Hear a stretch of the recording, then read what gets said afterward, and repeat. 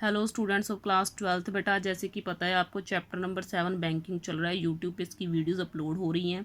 ठीक है बेटा, मैं अब चैप्टर नंबर 7 पार्ट्स में डिवाइड करके इसको कंप्लीट कर रही हूँ। ये ज़रूरी है बेटा पार्ट्स में डिवाइड करना। अगर मैं आपको एक तरफ से सारा चैप्टर करवा दूँगी तो आपके पल्ले कुछ नहीं पड़ेगा, आपको वो डिफ़िकल्ट लगेगा। ठीक है, अब देखो ड्रॉबैक्स ऑफ आज हमने करना है कि पिछली वीडियो मैंने आपको समझाया था कि मनी क्यों निकाली गई, उसका क्यों खोज की गई और बार्टर सिस्टम ऑफ एक्सचेंज क्या था।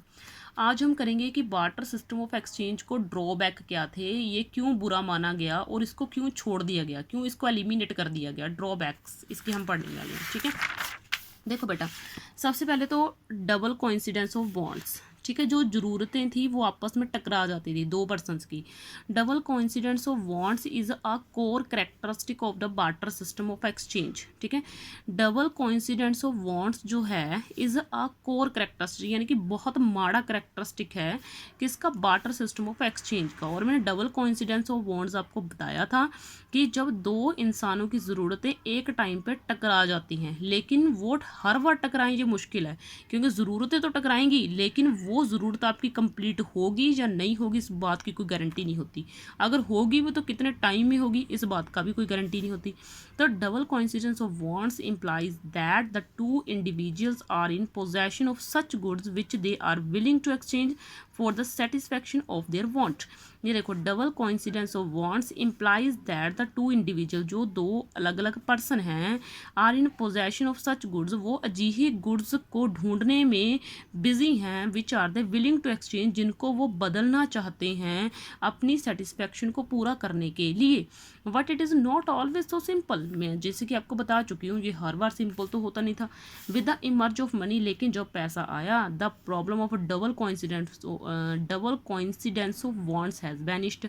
पैसा आया, पैसे से आप चाहे दोनों चीज़ें खरीद लो जिसकी आपको ज़रूरत है, तो इस तरीके से पैसा आने से वैनिश का मतलब है ज़ीरो हो जाना। तो आपकी जो डबल कोइंसिडेंस ऑफ बॉन्ड्स की जो थी है ना परंपरा थी वो ख़त्म हो गई, वो ज़ीरो हो गई, पैसे ने सारा काम इजी कर दिया। ठीक है, तो इसलिए डबल कोइंसिडेंस ऑफ बॉन्ड्स को ख़त्म करने के लिए हमें बार्टर सिस्टम को छोड़ना पड़ा।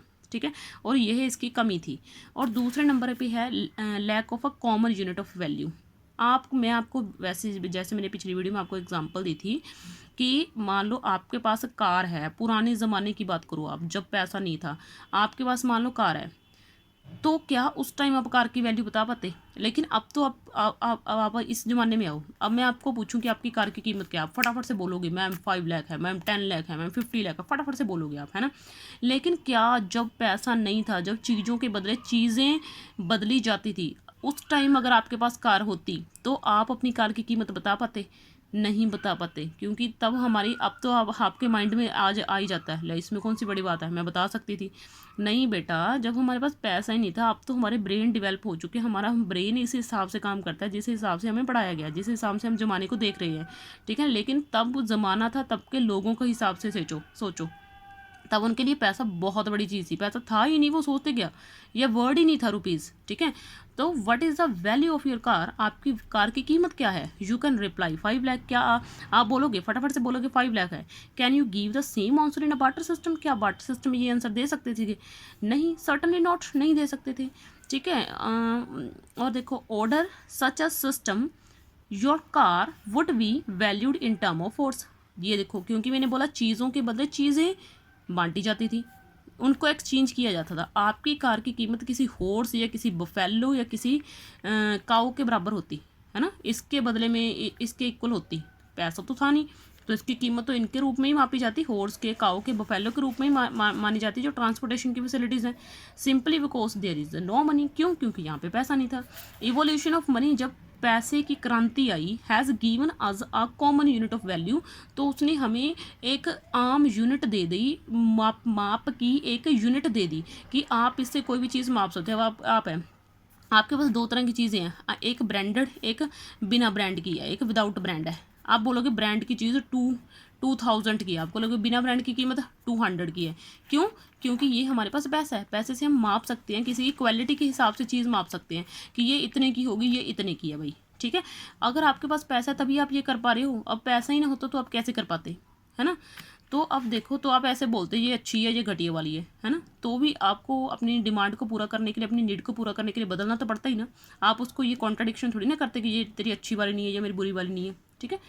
तो आगे देखो number 3, difficulty of future payments of sorry बेटा कॉन्ट्रेक्चुअल पेमेंट। कॉन्ट्रेक्चुअल पेमेंट का मीनिंग होता है फ्यूचर पेमेंट, ठीक है।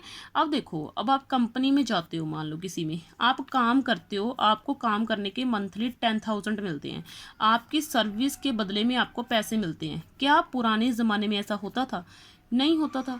अगर कोई आपके फार्म में, आपके खेत में काम भी करता था, आप अपनी क्रॉप का कुछ हिस्सा उस पर्सन को दे दिया करते थे, लेकिन आप उसकी सर्विस की कीमत पैसे में नहीं बता पाते थे, क्योंकि पैसा होता ही नहीं था।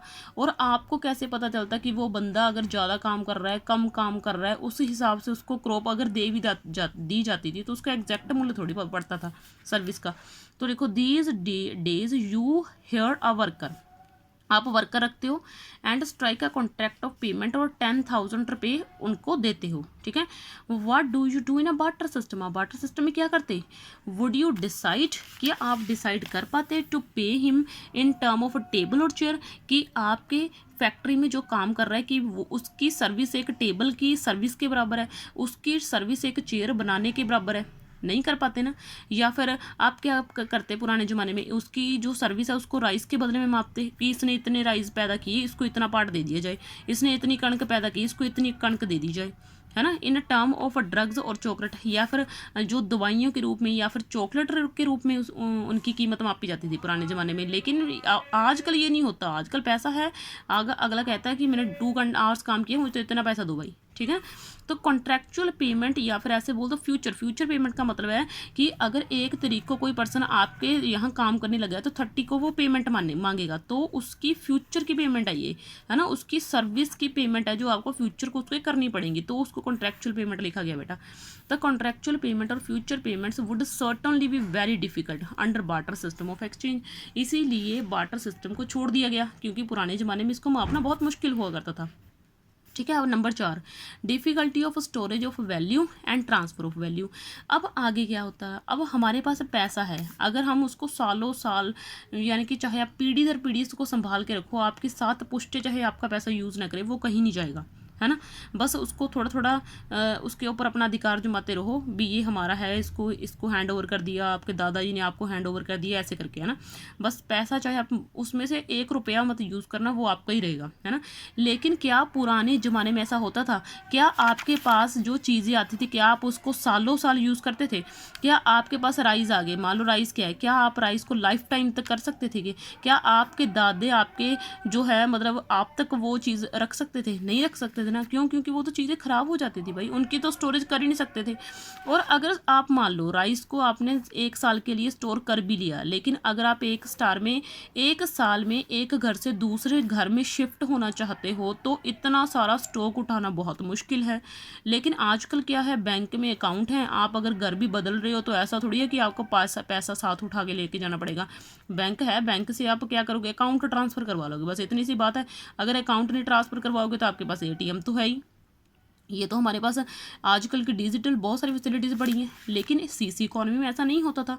In the CC economy saving is possible only by way of storage of goods. ये देखो, गुड्स को सेव करके ही हम स्टोरेज कर सकते थे। It involves substantial storage cost. ये देखो, उसको स्टोर करने का खर्चा ही पड़ता था, as well as fear of capital loss. और हमें कोई चीज़ की कमी ना हो जाए, अगर राइस ख़राब हो गए तो हमारा पैसा लगाया हुआ सारा बर्बाद, है ना। तो इससे कैपिटल लॉस होने का भी होता था। फर्दर इसके अलावा what happens if you are to transfer your saving from one place to the other. ये देखो, अगर आप एक स्थान से दूसरी जगह पर चीज़ लेके जाना चाहते थे तो इसका भी नुकसान पड़ता था। इवोल्यूशन ऑफ मनी, लेकिन जब ये पैसा आया तो ये सभी चीज़ें ईजी बन गई, ठीक है। समझ में आई बात बेटा? तो इसके साथ ही आपके मैंने इसके ड्रॉबैक्स भी ख़त्म करवा दिए हैं, ठीक है। इसको बेटा वीडियोस को ज़्यादा से ज़्यादा शेयर करो, इससे फ़ायदा आपका ही है, ठीक है बेटा। अगर अच्छा लगे तो सब्सक्राइब करना, उसके लिए मैं आपको कभी फोर्स नहीं करूँगी बेटा। Okay, thank you.